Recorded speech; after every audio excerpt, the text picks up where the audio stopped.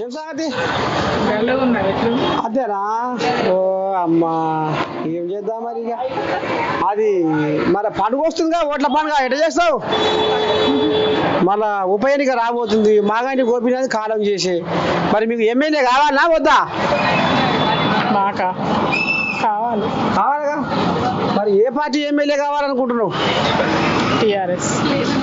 అమ్మా, ఓహో, మా మనవరాలు అప్పుడే ఫిక్స్ అయిపోయింది రో.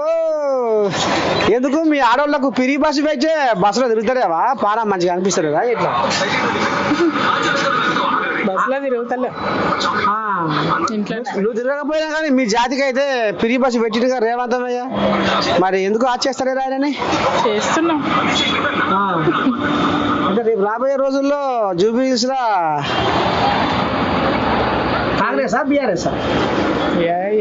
చూడాలి అంతే, తెలియదు నాకు కూడా అంత. నువ్వేమంటావు మనరారా? నువ్వేమంటావు? నువ్వు ఎవరు రావాలనుకుంటున్నావు? టిఆర్ఎస్. ఎందుకు అందాదా? కాదు, ఇప్పుడు టీఆర్ఎస్ అని ఉంటుందిగా, కారణం ఉంటుంది కదా. అంటే ఇది వస్తే గిట్లా, వాళ్ళు గట్లా ఉంటుందిగా.